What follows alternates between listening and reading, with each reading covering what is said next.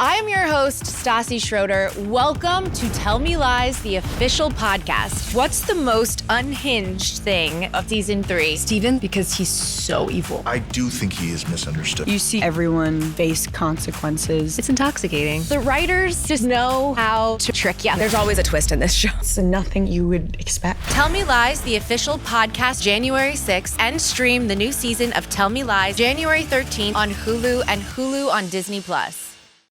I had that dream again. My small business needs to hire, but I don't use LinkedIn, and I hire an energy vampire. But also, they're a literal vampire. And suddenly, my team is spending all their time sharpening wooden stakes and buying bulk silver and rehearsing ancient chants, and then I wake up.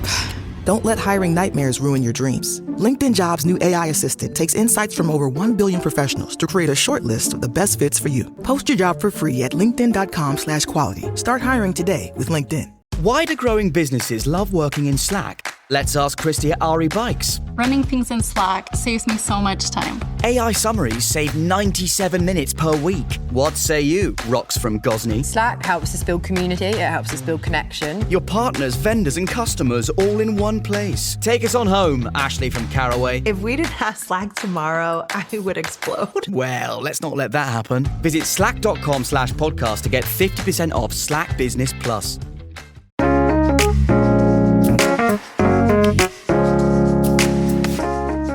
Katie, I'm so glad you could join us taking a lunch break from your new job at a construction site. At a construction site. To come and join us as we continue Five Iron February with the hilariously titled Our Newest Album Ever! ! I love it. Even the art on this, this was this kind of, it popped up and I was like, all right, I'm curious to see. And wow, so much different, so much diversity in their songs now, and so much whimsy. So I'm glad you brought up the artwork. This is the beginning of like a 10-album streak of them working with the same artist, who is unfortunately a problematic artist. Oh shit, okay.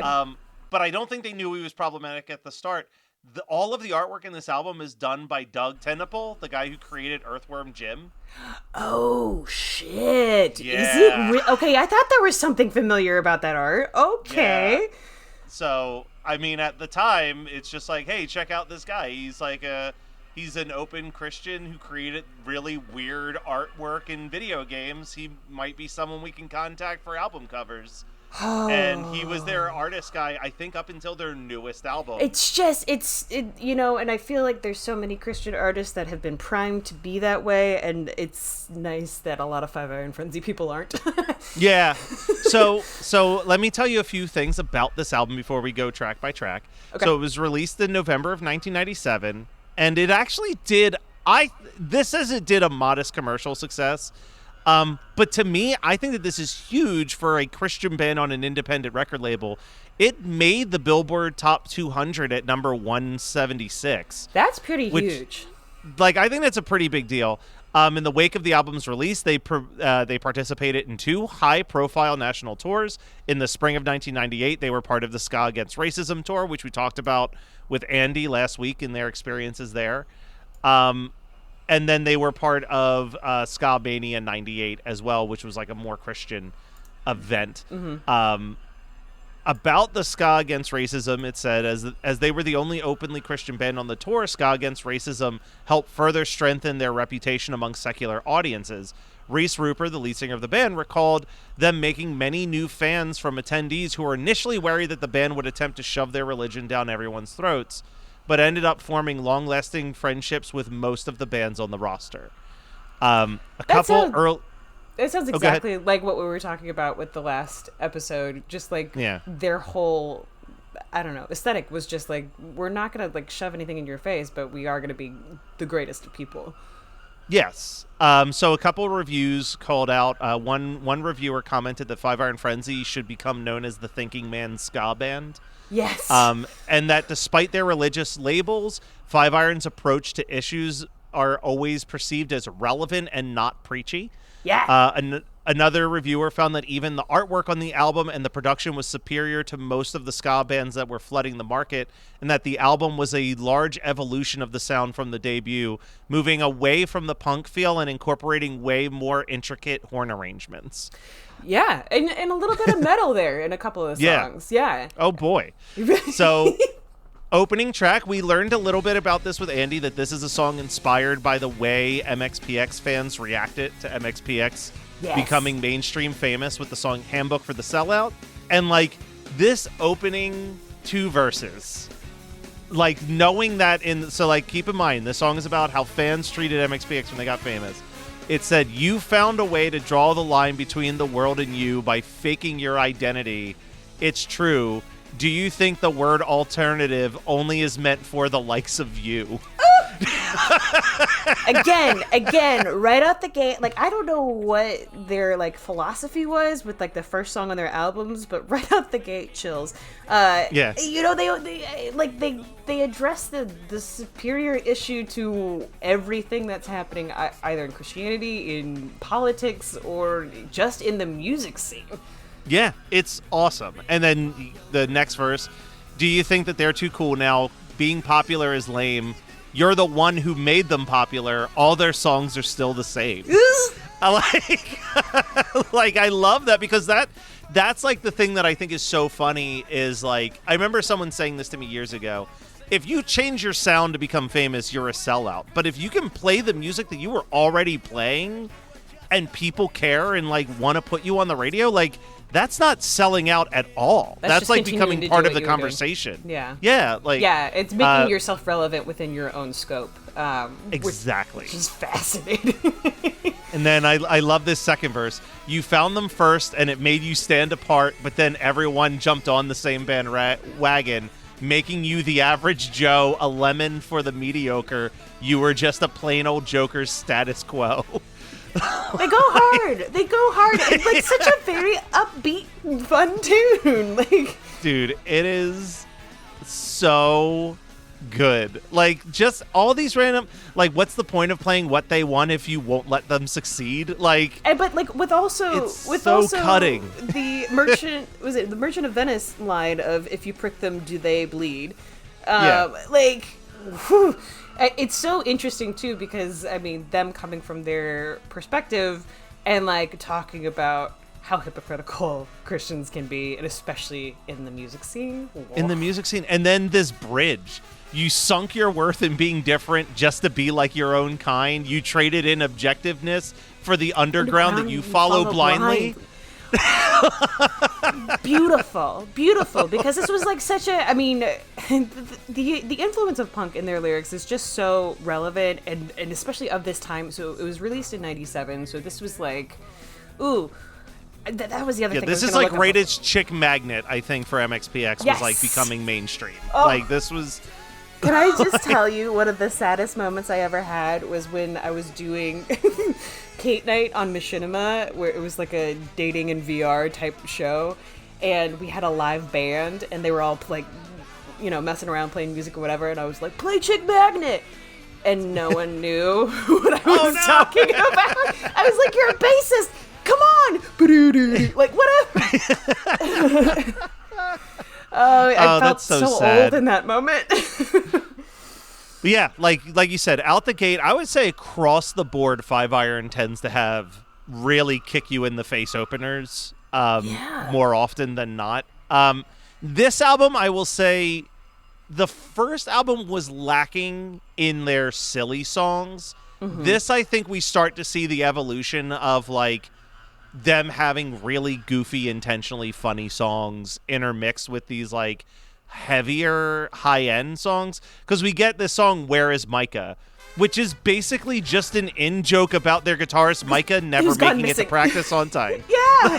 They literally wrote it to make fun of him for always missing practices. I was washing dishes, and then I looked down and I was like, "Is this what I think it is?" And I was like, "Yep, it is." But like that, and then you're part of a Doggies is Kitty Doggies, another one we'll get into. Yeah, yep. But yeah, like, listen, you're in you've been in comedy groups your entire life. Oh yeah.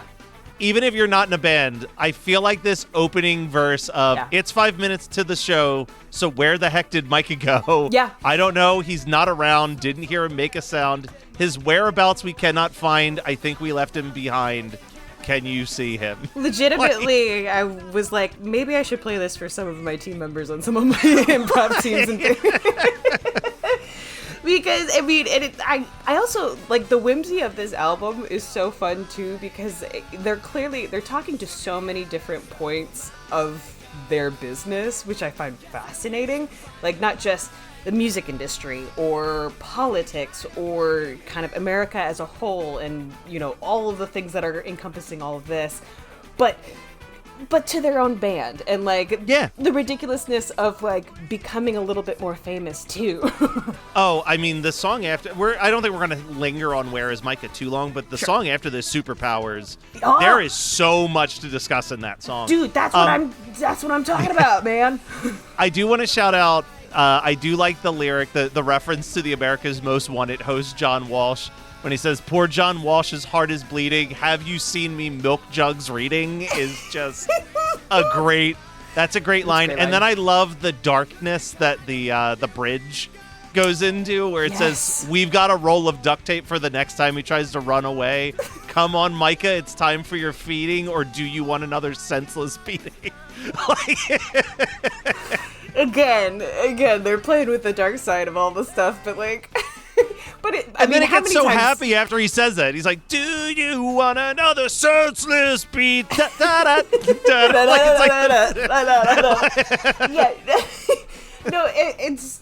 I mean, how many times have you thought about somebody at Comic-Con with the Beatscape Network? It's just like I just want to duct tape them to the chair at the booth so that I have somebody here. There. It's 100%. But yes, Superpowers. This one, I feel like we could go 5 to 10 minutes just dissecting this one because, as we said at the end of our interview with Andy when he was talking about the story of their trombone player's sweat dripping all over his face in the van, Superpowers is their attempt at honestly writing a song about, like, this is what it's really like. Like, don't let the fact that you want to be us take away, like, this is hard. Yeah. This is really, really hard. It's very grindy. And, like, again, I have to say, if I had just discovered this band earlier, this would have been my theme song for my 20s, like, traveling around with improv groups and sketch comedy groups and just being super gross and then, like, people clapping for us. And I'm like, we're not famous, guys. What are we doing here? I'm trying to look at some of the lines that really jump out. Like, obviously, the chorus is we've been given superpowers. Ask us for an autograph. We sing, we dance, we make you laugh. Don't you want to be like us? It's hilarious. But then we get this, like, I love, it's the second verse, the second half of the second verse, where he says, "Sometimes we have a deadline for writing our songs. 5 minutes left to write this one. La, la, la, la, la, la, la, la." It felt so real. It felt like crunch time for writing a sketch.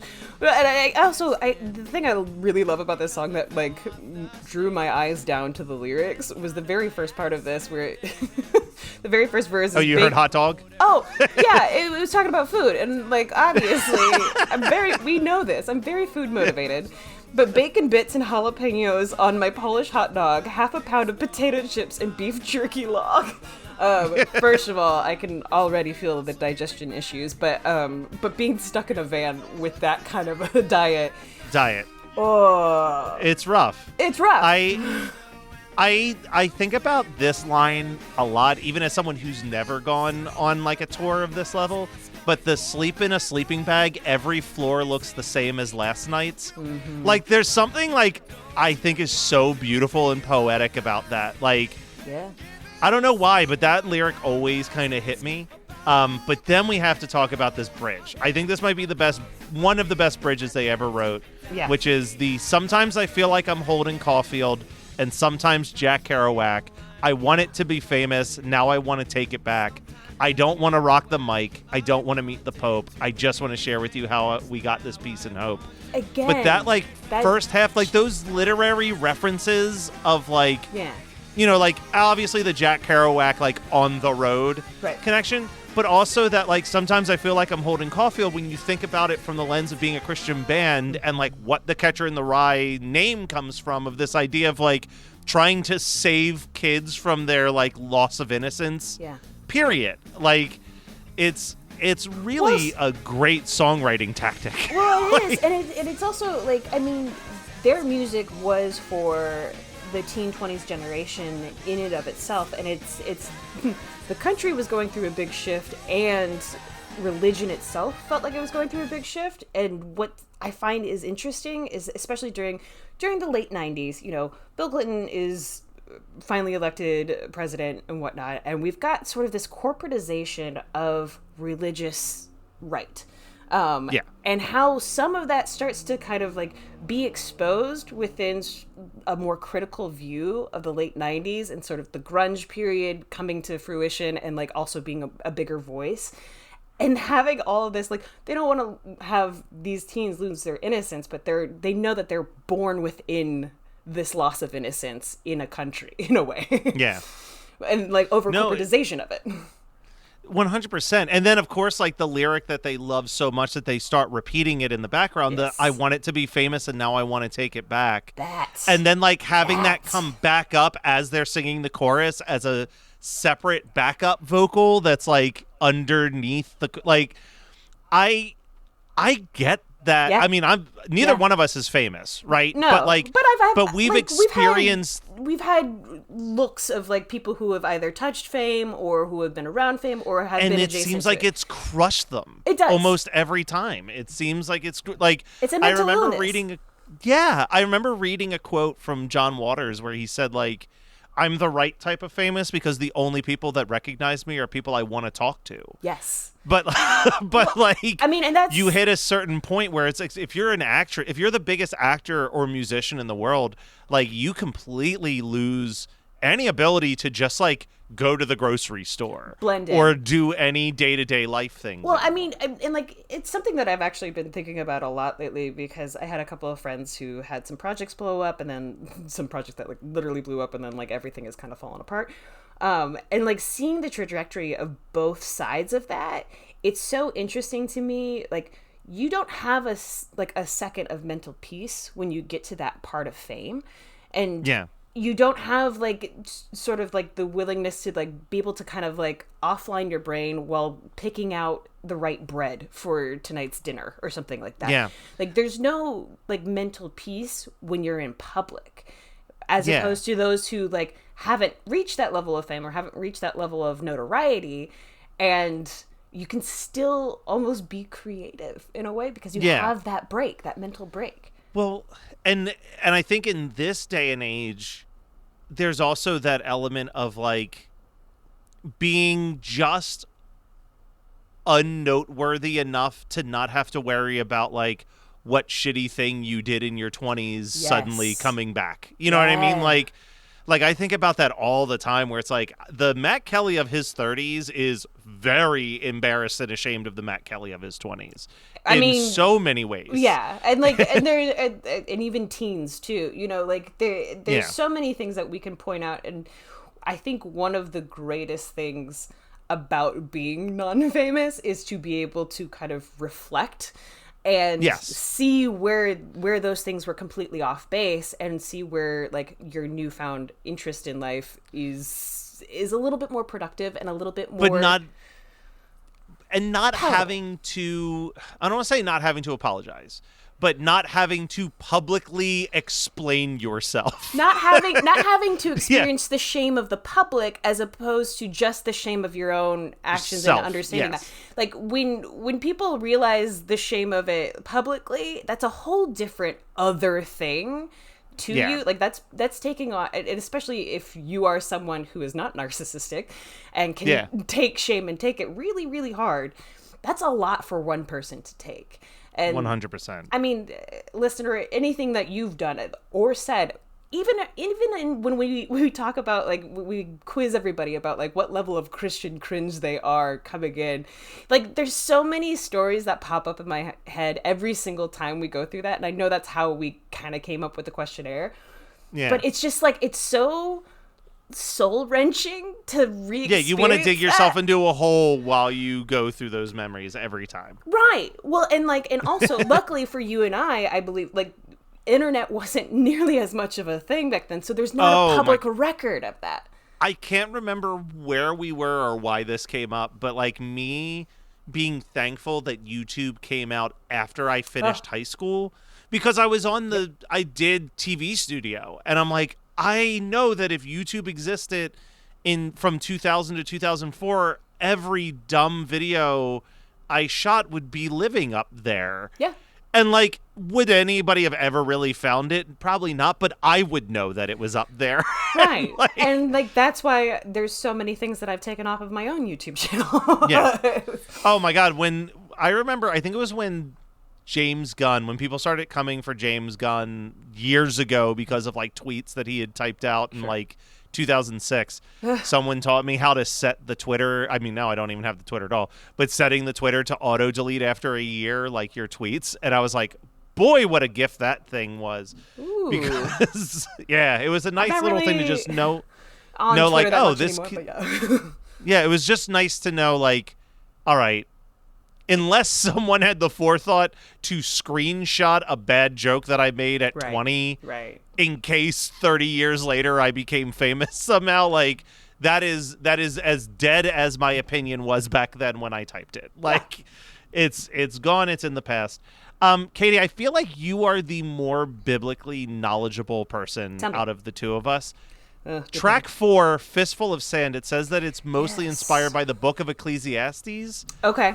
I don't remember that book that much to be able to weigh on that. You know, you got anything? Here's the thing. I definitely there was it a band? I think it was a friend of mine who wanted to do a band called like Dancing Through Ecclesiastes or something like that.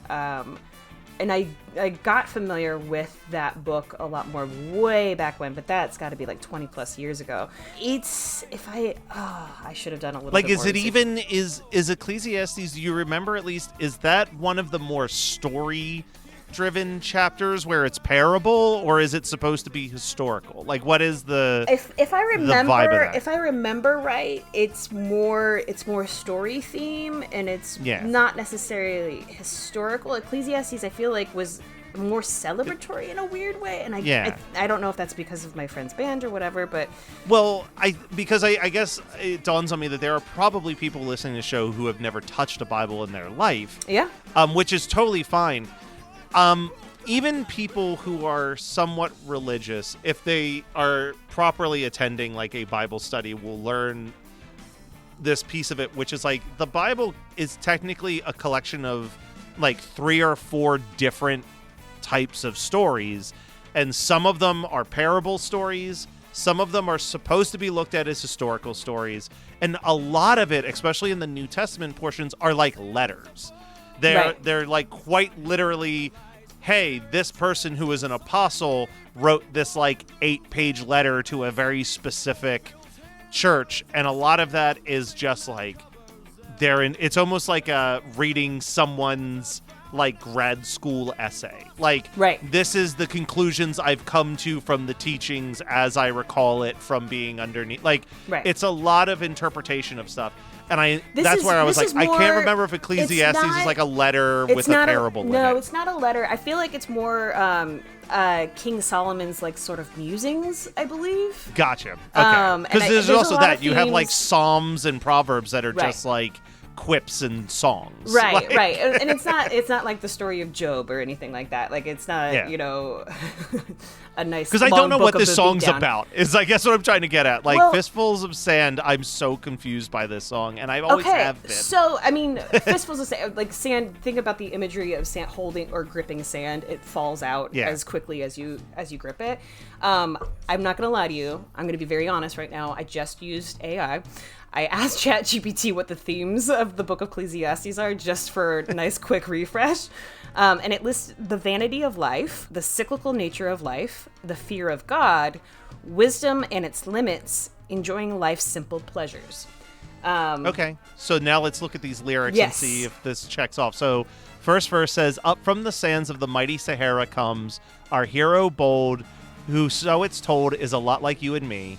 His passion burns, the world it turns. He fills his hands to feel the void and fuels the constant feeling of nothingness inside his soul. So, wow, lot to unpack there. I mean, clearly we've got the hero. The hero, I'm assuming, in any of their songs, I would imagine is just Jesus.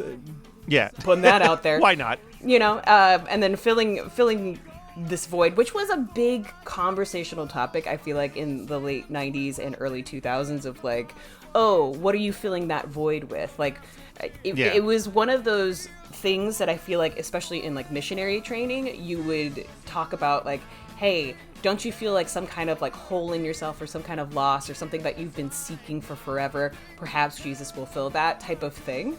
Yeah, go ahead. Because I'm gonna push back. I think, now that I'm looking ahead at the other lyrics, I think that the hero in this story, and based on what you said Ecclesiastes is about, I think that this is a song about someone searching for something to fill that void. Meaning because the chorus that comes up over and over again is, feels like nothing ever did, kills like nothing ever could, dark and jaded, world I hate it, everything I left behind, I don't need you, I don't want you, world that left me blind.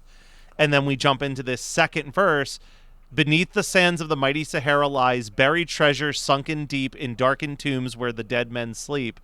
Gold fills hands, or is it sand, the same that covers everything, where the city stood, soon deserts found, now sunk beneath the swelling ground. Now, see, this... So it's that constant search for meaning. Right, it's the constant search for meaning, and that like material things slip out of your hands as much as sand grains, I would imagine. Yeah. It reminds me of something that I remember saying a lot during that time, which was, it's all gonna burn up anyway. Which was the kind of ideal of like, hey, material goods bring you nothing, but like the crowns in heaven apparently will bring you more longevity. And so it's the seeking of something, I would say, is more to life than just the tangible stuff that you're holding. Yeah. And then we get to this bridge, and this bridge is where our boy Andy does some singing. This is where it gets into like a metal breakdown. I was like, oh, I feel like that's Andy, and it totally was. It says, this world's for the taking, this world is suffocating. And then it goes into this heavy metal breakdown where he yells, the plastic bags of Novocaine and PCP to kill the pain. You build a tomb to store your rust, moth-eating piles of blowing dust. Now this feels like just calling out sort of the industrial corporatization of just everything right now. I think it's two elements of that. Yeah. I think it's that, and I hope I'm not speaking out of turn, but I'm pretty sure that he talked about this on another podcast before. Okay. I think it's ironic that Andy sings this part, because I think that before Andy became a Christian, he was really heavy into drugs and alcohol. I would imagine. So I think that there's this element of like, Andy, you should sing this part about the different, because I also see that as like, these are the different ways people will try to fill that. Like the plastic bags of Novocaine and PCP to kill the pain. Like that idea of like, all of us feel some hurt. Yeah. And we all go about different ways of doing it. And to me, I've found the most helpful being therapy, but like and people will try to fill that with drugs or food or sex or like a million other things. But it's like, it never really fixes it, because it's like throwing a Band-Aid on a flesh wound. You know what I mean? Like yes, and which again was sort of like, it felt like the missionaries in terms of like proselytizing about they Jesus. were so close. It was like and because it almost feels in a weird way a little bit like people who read astrology type stuff, where it's like there is a very relatable element of like, hey, don't you feel like something's off? Don't you feel like there's something missing? Don't you feel like things are not necessarily going your way? What are you feeling that with? And like, we all have our vices, whether it's PCP or other type things. That's like, you know, a different thing. But I feel like this is such an interesting insight, especially at the time that this was written, to how proselytizing and like how hard they went. I mean, there is no Christian band at this time having lyrics with PCP, Novocaine, moth-eaten piles of blowing dust. Like the imagery, like they go so hard on this that like a lot of other Christian bands never kind of went that way. that it feels way more open to the possibilities of just individualization. Yes.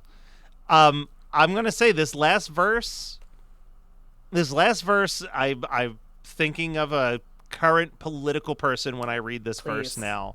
But under the sands of the mighty Sahara goes our hero bold in search of gold, a casket for a dying world. Our hero stands, wealth in hands, prize for his endeavors. The masses cheer to hide their fears that no man lives forever. Like, bruh. And then it's like, oh yeah, the hero changed, which I also find interesting.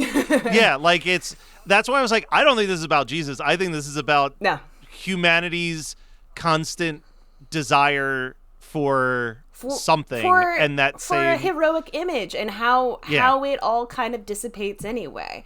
And that, you know, in the end, you know, what are we left holding? Nothing. But God, yeah, you're totally right. Especially the masses cheer to hide their fears. Yeah. But let's get jolly, because man, if you think that Superpowers was going to be your anthem for your 20s, high school and middle school for me was mostly defined by the song Sucker Punch. I just needed a song like this. Yeah. That made me feel like, yo, it's okay that you're a loser. Yeah. You're A-okay. This is real VeggieTales Christianity type thing of like, God still loves you, you big weirdo. But you know, again though, you got to give credit to Reese. The wordplay and the lyrical calls here with the Coke bottle glasses, sitting in a corner with my finger up my nose and shoelaces untied again. Another day of school with no friends. Social outcast, 2 grades ahead in math with high water pants, giving a meaning to pencil neck geek. A dorker, so to speak, tongue-in-cheek. I love his little, like, rhymes and turns of phrases. Yeah. Turns of phrases, like, I think it's the last verse. He says, another class clown acting like a goof to be accepted by my peers. Exactly. Like, man, that hit hard. Did I relate to that? Because it was like, class clown in order to be accepted. Yeah. Yeah. Well, it's kind of like the, I'm sure you've heard Kevin Smith talk about it, but, like, him talking about like making fat jokes about himself because he found that it made the bullies go like, oh, well, at least he knows, and then they would leave him alone. Right. Well, and it's so funny to me too, because I right before we got on, I randomly saw a video of Conan O'Brien talking about like some of the best 30 Rock jokes, because Conan only appears like 2 times on 30 Rock, but they make jokes about him the entire time. And there's an amazing joke where Tim Conway comes in and he's like, I just ran into a really tall lesbian. Why is this Conan so sad? Or something like that. Why is she so sad? And Conan talks about how he will do iterations of that joke of just like Conan's a girl type of thing before anyone can make it, because he's heard them so long. And I'm like, that's so inherent to so many comedians. To like, let me get the joke out first before you have the chance to say it. Well, I mean, even like, I've done stand-up live maybe 5 times in my entire existence. Nice. And it was mostly musical comedy. Okay. But like, the classic bit was like getting up on the stage with the guitar and making a joke about like, oh great, another comedian with an acoustic. Like, you have to, it's almost like you have to call out what the audience might be thinking in that moment.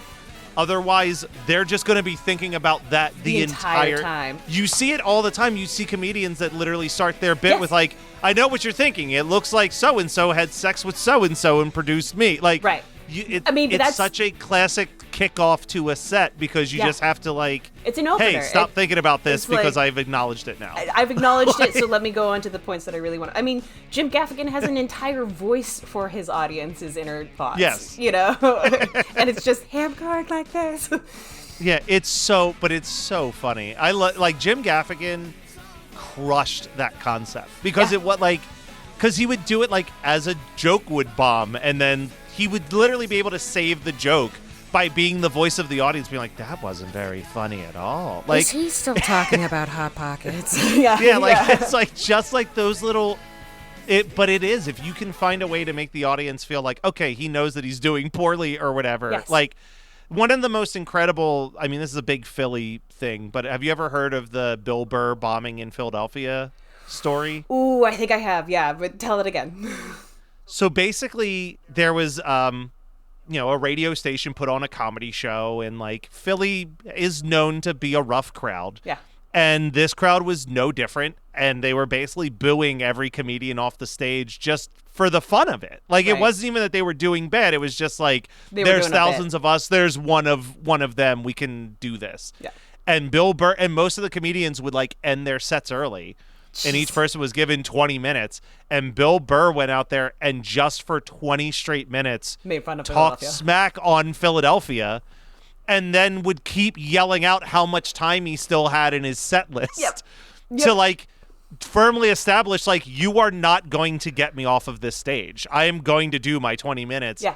Even if it's 20 minutes of me telling you how much I think your city stinks. Yeah. And he got a standing ovation at the end of those 20 minutes and like kind of changed the tide for the rest of the show. Yeah. Single-handedly. And that's why he's like one of the best to ever do it, because like I can't think of another comic with less of a back down attitude when it comes to anything. No. Like Well, and any that- topic I mean, he will not back down from. Literally was just talking to Alan Peterson on the Napping Through Happy Yeah. Hour podcast last night, a comic that you will probably hear if you haven't. Go explore the Geekscape network. He's fantastic. Shout out to his suburban hoodlum. Suburban Hooligan. Suburban on YouTube. Hooligan Yeah. on YouTube. Very funny guy. But we were talking about like how great Bill Burr is that like he can take a premise and then flip your opinion about it, but still make it funny, and like take the opposite side of something. and then also make you get on board with it so that you can see both perspectives whilst also laughing at the joke. It's a genius perspective. It's incredible because he can do something which I think few comics are able to do. Yes. Which is like in a very politically divided time, it feels like both political parties claim him and he refuses He refuses to be So associated with any of them. with any of it. Yeah, Like, no. he's like- One of my favorite bits he did. We saw him once, and he was talking about abortion, and he was like, "I think people should have the right to have abortion." And like there was cheers from an LA crowd. Obviously, he's like, "Wait, I'm not done," because I still think it's murder. And like he goes on this whole thing, and he's like, "You're killing a baby." That's what it is. Like he goes and like it's fucking hilarious, but it's like a gut punch.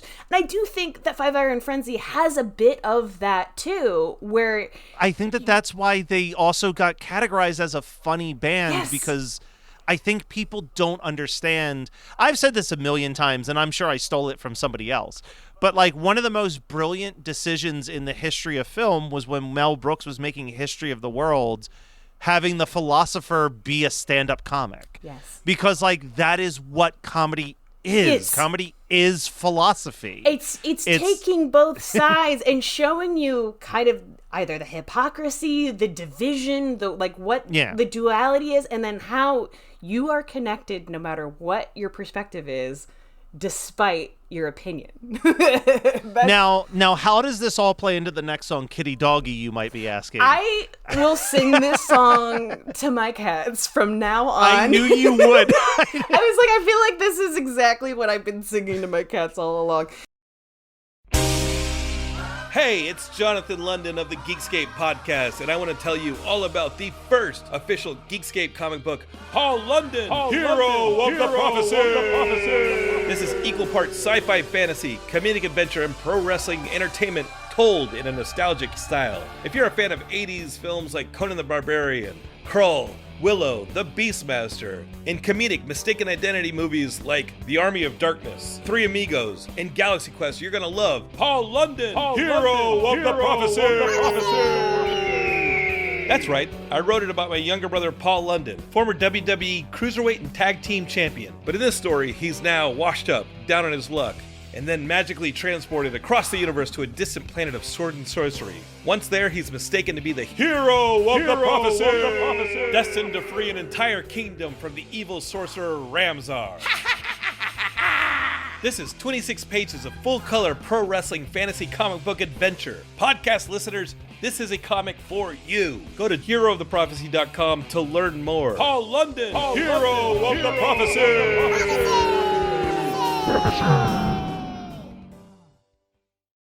Hi, and welcome to our practice, kids. 5-Iron Frenzy. Thanks a lot.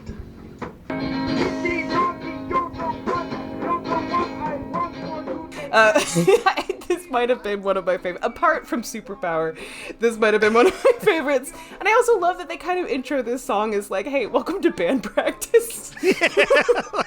Yeah, hi, welcome to our practice, kids. 5-Iron Frenzy, thanks a lot. And then it's just a minute of just, like, poor recording. Like, this is not recorded in a studio. It feels like somebody just accidentally let a tape recorder run in the back. Yeah. Like, not even... And we get another song like this as the hidden track on this album. Yes. But this does, I mean, I was in bands in high school, and this is like shit that happens at band practice. Like, you're just kind of goofing around and singing nonsense lyrics. And like, it's classic because, like, you know, it starts off with kitty doggy, you're the one I want for today. I need you, kitty doggy. I love you, my kitty, my doggy, whatever. Yeah. But then it's kitty doggy, I love you. You make me feel like school, something brand new. There's hair that's on my shoe. I have a hot kitty. Like, it's when you're trying to make up lyrics in the moment and you're just like, I don't know, like, like I still do this singing songs to Barb's 2-year-old when it's just him and I in the house. Like, the rhymes make zero sense because I'm just piecing it together in the spur of the moment. Yeah, like, no, I mean the amount of times that I sing to my cat, you menace, you bad little boy, you Dennis. Like, it's so stupid. But like, yeah, it's just one of those things. And I remember there was a really great meme that was like, I wish I could just get an album of all the dumb songs that people sing to their pets. Oh, forgot. I heard my brother singing this to his dogs one time when I was staying at his house, and it made me laugh so hard. Was that his dogs' names were Kiki and Buddy. And I hear him walking down the steps and he just goes, Kiki and Buddy, yes. Get your leash and let's go party. Oh. And like, yes. But it's like, that's just animal life. Yeah. Jumping back into the goofiness, I'm going to read a little story about this. Blue Comb 78. I loved this one and I didn't understand why. It's a true story. Okay. So this is what it says here. Reese Roper said that this is an early memory of his, but that he looks at it as a lost possession being an allegory for your loss of innocence. Yes. Since the writing of this song, the band has received thousands of blue combs from fans throughout the years during their career, and at their final show, which was released as the album End Is Here, you can hear Reese lament, I don't know how many times I wish I had actually named this song Have You Seen My Dollar?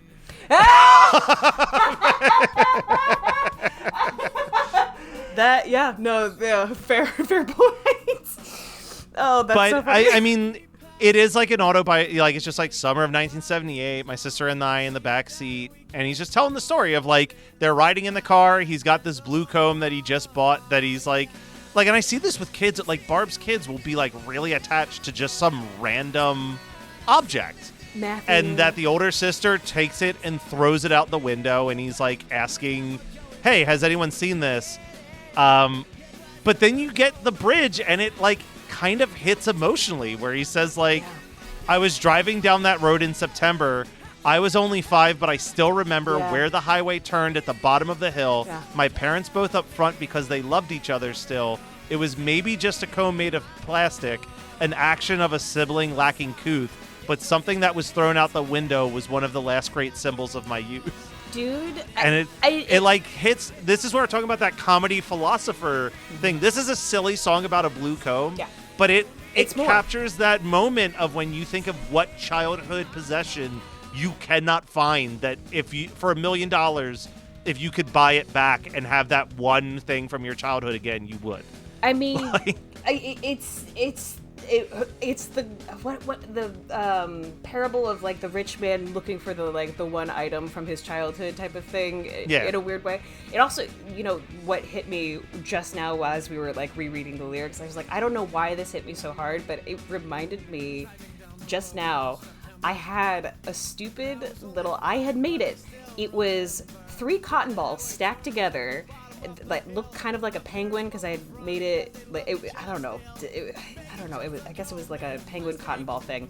I named it Larry after VeggieTales Larry. Of course you did. And I had it with me all the time. And I remember I went with my aunt to a restaurant, and this was like during a time where my aunt would take care of us when like things were going poorly with my mom, and so San Francisco has like a different sort of like intense meaning to me because it was always where I went to in order to escape like intense situations. Yes. And I lost the stupid cotton balls at this restaurant, and my aunt helped me dig through their big bin of trash to find this thing that they threw away. This like 3 cotton balls stacked on top of it. And I remember just like, I remember thinking like, this is probably super dumb and I'm gonna hear this story the rest of my life. But it held such meaning to me. Like it was a weird tactile comfort thing. So I always wanted to write a memoir, and I always knew that I was going to name the memoir Shattered Toys because of this story of when I was a kid. I loved the Dick Tracy movie. Yeah. And I had almost every Dick Tracy action figure, and I was struggling to make friends. And then this kid who was kind of like the school bully kid was like, "You should hang out with me sometime." And so I agreed, and I brought my bag of all of my Dick Tracy toys, assuming that this normal child, who was also 6 or 7, would want to sit and play Dick Tracy.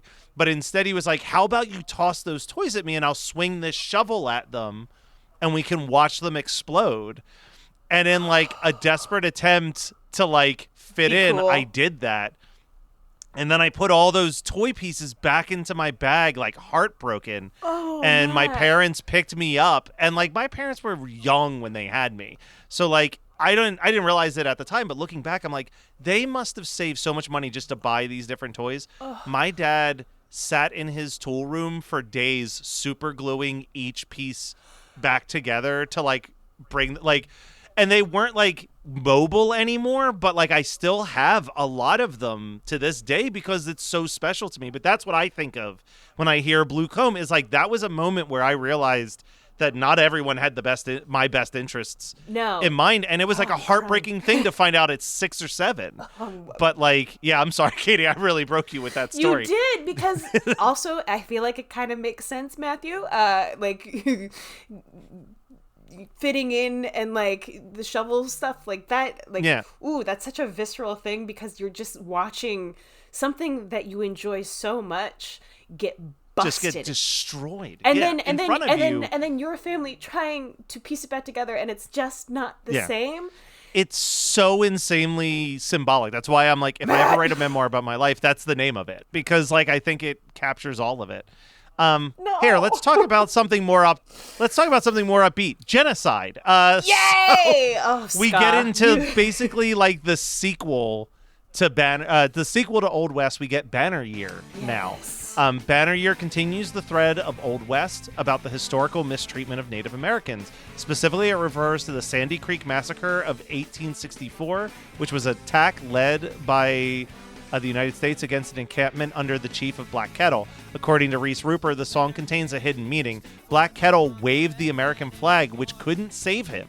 Christians constantly fall under God's banner, and in Him they can find their salvation. I mean, and talk about the lyric "Black Kettle." I mean, calling the kettle black, like, it's so rich in this song. And like, this is another one that I was just like, tell the white stripes stand for peace. Say if they raise red, white, and blue, blue coats will never shoot at you. The amount of effort that they put, like, I'm actually kind of impressed that they, instead of calling it Banner Year, that they didn't call it Salivate, because the chorus, that wave your flag, salivate, stirring feelings of pride and hate, a piece of cloth can't hold your faith. Reese!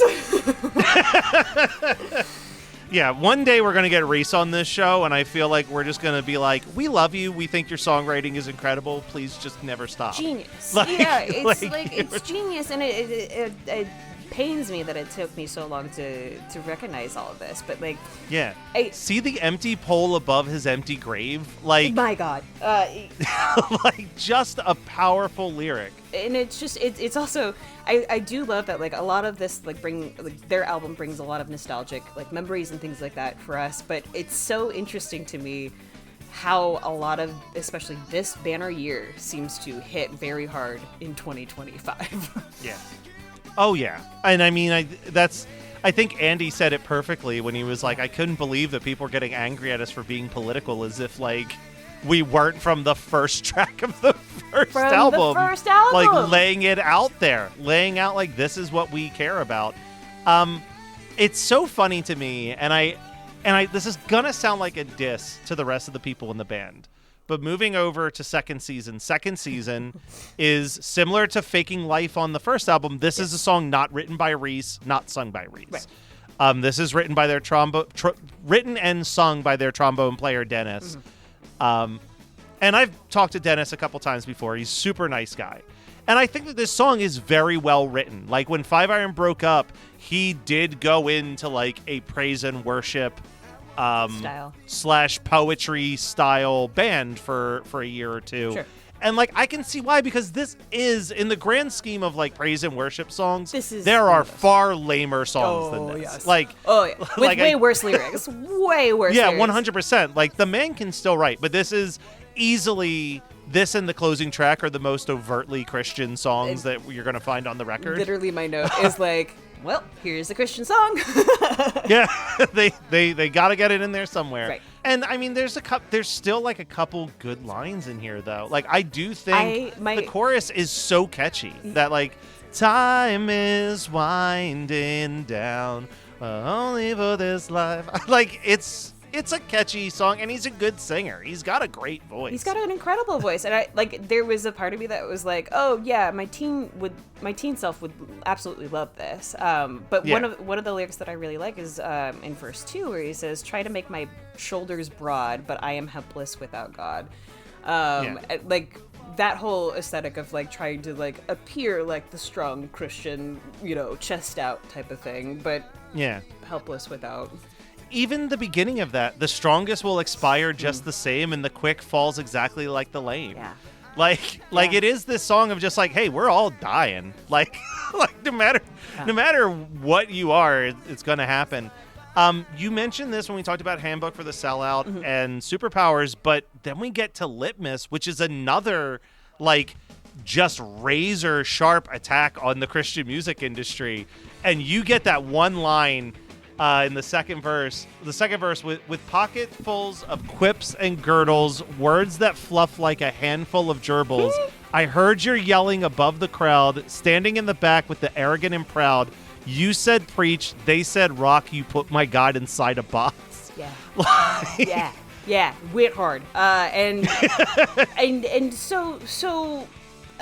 Like that was one of those songs that I was like, oh, and we're back to Five Iron. Yeah.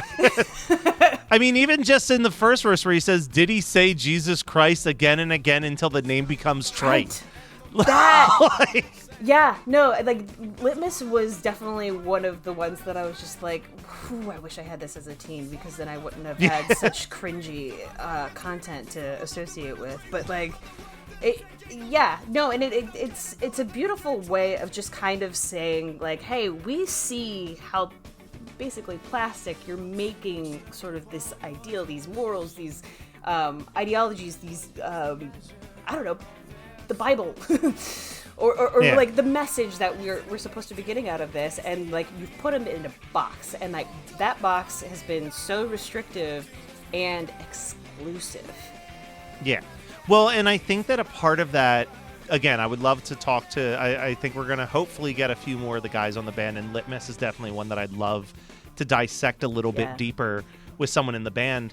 But like, I know that there was a lot of things where if you played a church, like if you were a Christian band playing a church, part of that deal, part of your payment also came with like, oh, you also have to give a testimony, or you have to do this, that, and the other thing. And I feel like the bigger point of that message is like, that's just not our scene, and like forcing someone to give a testimony kind of negates the entire point of giving a testimony. Yeah. Well, and again, I mean, you think about the corporatization of just the testimony in front of, like, I mean, there were, like, mega churches, I feel like, were really starting to get their wealth at this time and really starting to get, you know, televangelists and all this stuff that was, like, money-making material that kind of boiled it down into a formula that, like, I mean, the chorus, litmus test a piece of paper, you'll never formulate your maker. You know, you can't put it into a box, you can't put it into a formula in terms of, like, what faith and what they were trying to say, what Jesus was saying, and, like, all of that was very different from what the corporatization of religion seemed to be promoting during that time. Well, then we get silly again. Yep. we go to Oh Canada. I love this song. I played this song for Barb's son, who is obsessed with Canada right now. And he did not know how to feel about this. He was like, I don't know, this feels mean. And I'm like, I don't think they're being mean. I think they're just celebrating, hey, show some respect to Canada. Like, it sounds like they want to keep going back. And I'm like, this was the song that I was like, oh yeah, I still haven't gone to Canada and I really want to go. I've never been there. I'd love to get milk in a bag just once in my life. And this is where I first learned about it. No. Is it any different than just drinking milk? I mean, not really, but it's weird, but it's fun. I don't know. It's just milk in a bag. We had it in middle school. It was bagged milk. I don't know why they had it like that. They probably were shipping milk from Canada. I don't know. But yeah, I mean, this is a fan favorite, but there's really not much to discuss here besides it's just really funny. It's a fun. And they just talk about things about Canada. Yeah. I think the one thing that hasn't is no longer true is I do not believe they still make Slurpees out of deer in Canada. I think that may have been very much a 1997 thing. Okay. I don't know. That's the one that I think is the most questionable. Everything else I think checks off. Like, yeah, that's Canada stuff. Like Royal Mounties, William Shatner being a native citizen, like all that's in there. I do love the line, they say A instead of what or duh. That's the mighty power of Canada. Yeah. Which we'll get on the album that Andy said is his least favorite, the one they wish they never released. Okay. They have a song similar to Oh Canada, but it's about the state of Colorado where they're from. Got it. And it's titled You Shouldn't Move Here. So it's almost the opposite of this song. It's pointing out all the things they don't like about their state. Freaking hilarious. So the one song I found the least amount of information about is this second to last song, Most Likely to Succeed. I kind of wonder if this is about someone the band personally knows. It feels more pointed than like kind of blanket. Yeah, like it just like in certain lines like the yearbook said you'd be another winner, but you forgot what success should mean. You're the poster child for becoming homeless, Mr. Most Likely to Succeed. Like it does feel it sounds like they knew someone who kind of backstabbed a lot of people that they knew. Yeah. No, and it feels like something that like potentially is why they haven't spoken about it. Yeah. You know, like it feels like if they were to speak a little bit more in depth on this, we might get a bit more stories that could be damning to a person. Yeah. Which, if I did more research, which I probably could, I didn't even think about this. I could have checked Setlist FM, but I know that in all the times I've seen Five Iron, I've never heard them play this song live. So I'm curious if this is one that's literally like maybe they played it a little bit when this album came back, or maybe it straight up has never been played live by the band, and it was just they needed to get whatever their emotions were about this person out. And then, I mean, as Andy said, like Reese was not afraid to call out someone's name in a song prior. So like, I love it. Yeah, no, and like that is one of the most punk rock things ever. But there's so much to these lyrics too that just it feels like, okay, who hurt you guys? And was it everyone in the band? 100%. Was it a producer? Was it like, does it really matter how far you go? Can you get some sleep now standing on so many toes? Yeah. Interesting. I mean, that imagery alone, like stepping on people's toes. Even the thing with the motto, your motto rings tomorrow brings another life to underrate, to belittle, and humiliate. Yeah. It feels like there's someone that they Did someone leave are the really band? upset with them. Did No, nothing that I know of. And then, you know, Andy brought this one up. We end with Every New Day. It has been the closing song basically since this album came out. And like with good reason. Yeah. Like it is a worship song for sure. Yeah.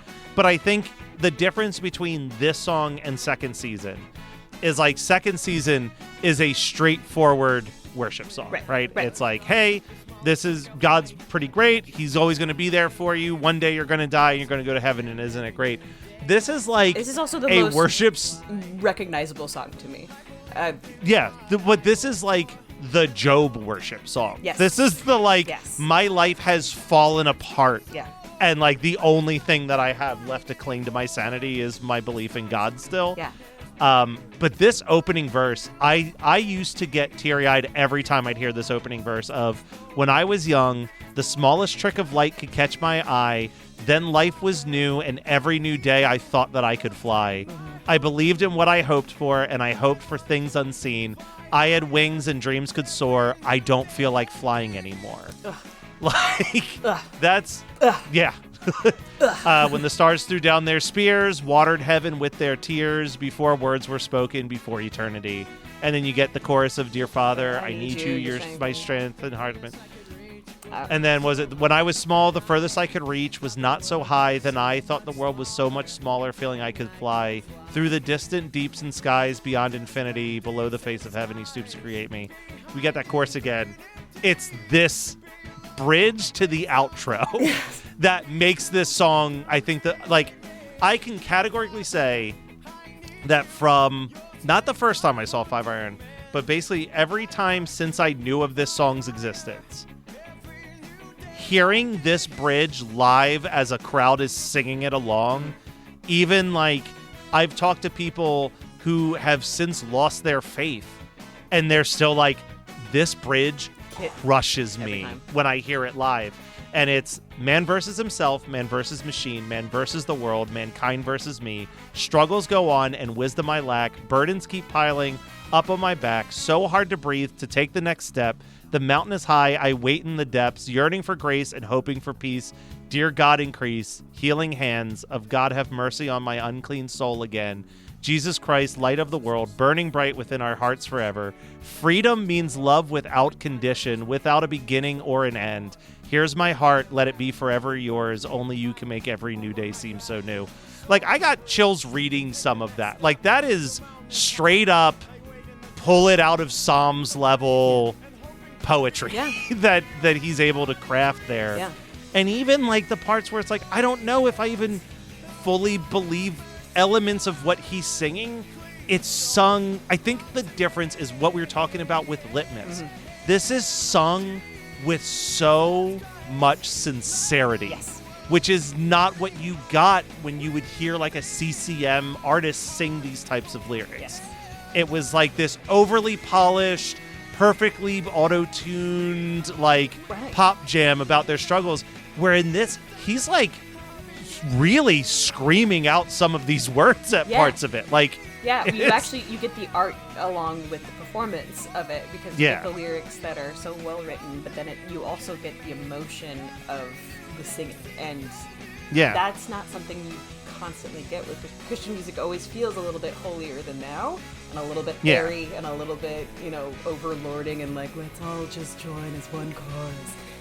Bullshit. Yeah, well, and that's the thing is, like, we did an episode on Butterfly Kisses of One Hit Thunder by Bob Carlyle, and that was like Chris doing a little bit of a deep dive into what CCM music is. And like, by its nature, CCM music is supposed to be written to be simplistic, super memorable, and something that any person who has a rudimentary understanding of guitar can pick up a guitar and lead worship somewhere. This is not that. Like, this is probably the most overtly Christian song on this whole album, and it is the least easy song for someone to just pick up and learn, because it's like multiple layers. And then I just do love that Five Iron after this has a hidden track where they're again in their practice space singing a song about Godzilla. Why wouldn't they? Like again, it's kind of that element in where I put them in, like they are comedians to me in the philosopher way of like, even a comedian, when they get too real, you got to go back to a joke real quick. Yeah, no, you got to get that levity. I mean, that's what every great comedic movie is that like you can go deep, you can go dark, because I mean, the comedian is supposed to shed a light on things, like on truths. But those it's what early Judd Apatow crushed. Yes. Like, I feel like it's become a little too overused now, but when you watch those early, like the Freaks and Geeks episodes and like Knocked Up and like, I mean, I think the best one, Forgetting Sarah Marshall, there's so many beautiful moments of sadness in a very real way scattered into that movie that then just like smack you over the head with absolute hilarity. But like, it's similar to why I always think that comedy works great in horror, because it drops your defenses just enough to get the scare after it. Yeah. That's why Jordan Peele is doing so damn well in that genre. Like, I mean, it makes sense. Yeah, you have to know that those beats. And maybe we're reading too deeply into it, but I don't think we are. I think that there is an element of like, I mean, think about the music itself. We just ended on something heavy. Yeah. We need to go to something silly. Even if it's a hidden track, we need to end on a light note. Think about ska itself. Like, it's a very upbeat, fun, like, let's skank it out type of music. Yeah. But then when you, like, listen to some of these lyrics, or when you get into Five Iron Frenzy and you get some of that, like, metal or that punk or whatever, there is a little bit more of a grounding there that kind of gives it more depth. And I feel like that, man, I'm telling you, if I would have been still Christian, if I had known about it, I'm not going to lie to you. Well, it's, like I said, I think next week we're going to talk to another member of the band. If we don't, we'll move forward with their next release, which was an EP. Okay. And the EP is fascinating to me. Okay. Because it's technically 10 songs, but like, give or take. But like, the second song is literally about their experiences on Ska Against Racism. Like, it's straight up a song about like, how are these people who don't even identify as Christians better humans than we are?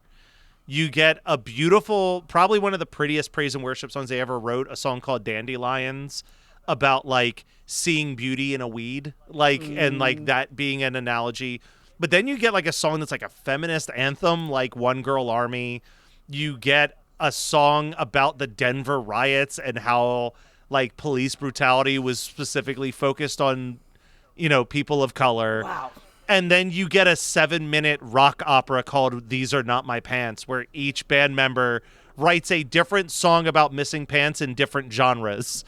like it's so all over the place with that. And I think that was truly the moment when people were like, oh, this is a band that will keep going, beat you down with absolute realness and then give you the goofiest bullshit you've ever heard in your life. To just kind of like get you back on your feet, dust you off, and get you prepared for the next hard hit.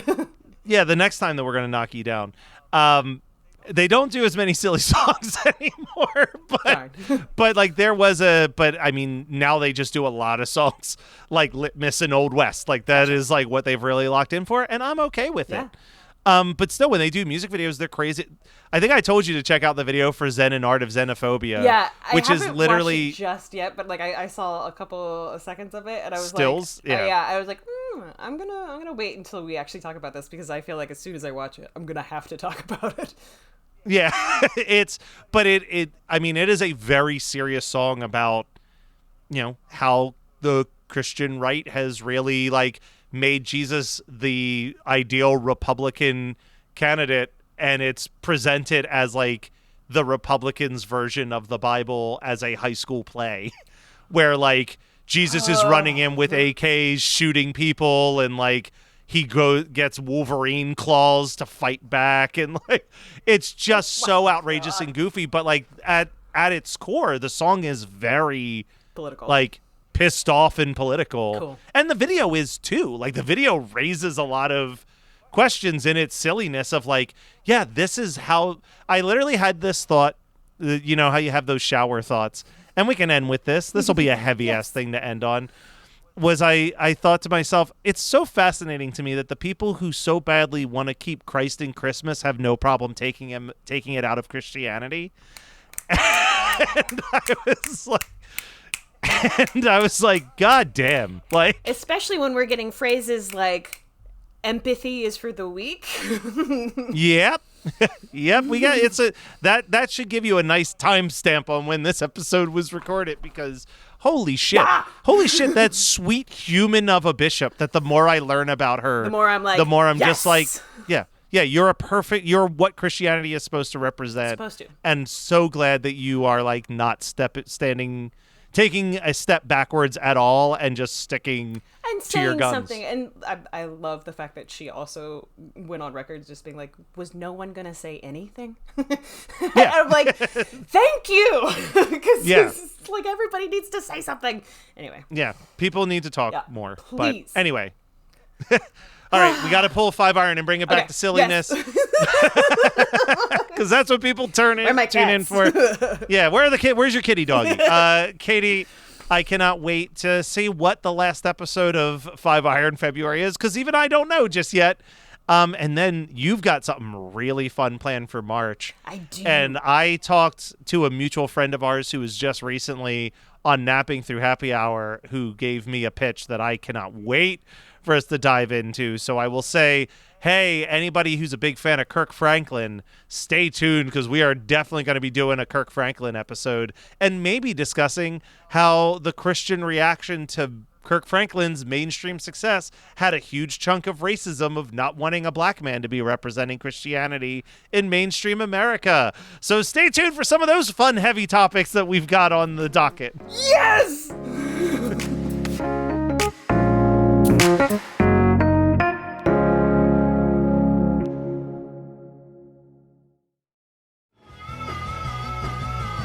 You're listening to the Geekscape Network.